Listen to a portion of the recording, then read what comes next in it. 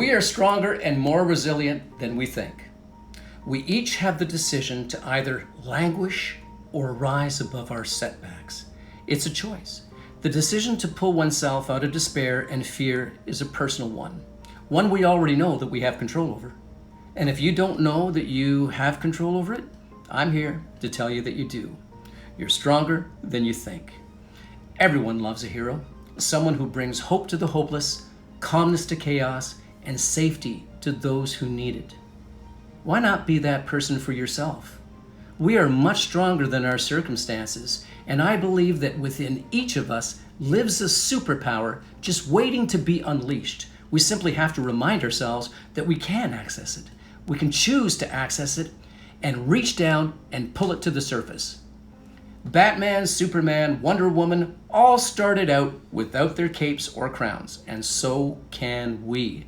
When we awaken to the realization that we can become much stronger than we are in this moment, that awareness is so liberating. We discover that no longer must we remain hostages to self-sabotaging thoughts and to what bad things are happening around us. I have no idea where you are at this point in time or how you've handled this pandemic, but what I do know is that you are resilient. The fact that you're listening to me tells me that you're taking charge. That's a positive step. I believe that most of us came to a realization that nothing stays the same forever. That security, jobs, family, and nations on our very planet are fluid, and that anything can change suddenly, and for some, permanently. I don't want you to feel discouraged by these words. It's a reality we must accept, and doing so can and will help us to deal with this reality more effectively. Not all we've gone through and are going through is all bad. For instance, our planet did experience a reset when we stopped polluting it with our toxic chemicals. Breathing became easier for some, and the planet got a chance to live stronger, if only for a fraction of the moment. And some people have emerged stronger and healthier for having experienced COVID-19. Others, not so much. Much of it came down to how they chose to get through the storm. At the helm of their ship, steering through it and adapting to the storm, or hiding in the back, praying that the nightmare would soon be over. Well, it appears it's clearing up. I pray that you're not one that has suffered too badly. You know, my work as a police detective in the Special Victims Unit, dealing with victims of sexual assault and child abuse, along with many other experiences I've had, including that of a peacekeeper in the Middle East during the Iraq War, has taught me a lot about human nature.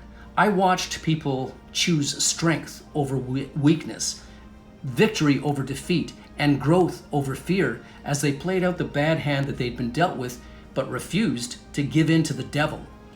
I've seen how it is possible to rise above our circumstances, whatever they may be, with a sense of optimism and a boatload of determination. Over the years, I've seen two kinds of people. Those whose setbacks and misfortunes, such as cancer, divorce, loss of income, and security, opened them to an appreciation and awareness that they'd never had before. These individuals experienced an awakening, a new perspective on life, evolving into happier and stronger people for having experienced what they'd gone through. They saw these experiences as awakenings. And although they had once been broken in either body, heart, or finances, their experiences did not define them. They defined their experiences. On the other hand were those whose experiences led them into descent, a descent into darkness that brought them to their knees and that made them fear the future, regret the past, loathe and self-pity, and simply give up. The ones who chose to see doom and gloom in what happened did not always completely recover, but many do. Many come to the realization that sometimes things don't happen to you, they happen for you. Some came to the realization that what happened to them was not their fault. Understanding that they were not responsible for the bad things they'd gone through provided them with a sense of relief, a sense of acceptance that they didn't do anything wrong. Many were able to put the pieces of their lives back together, helping them and prompting them to find purpose and to carry on.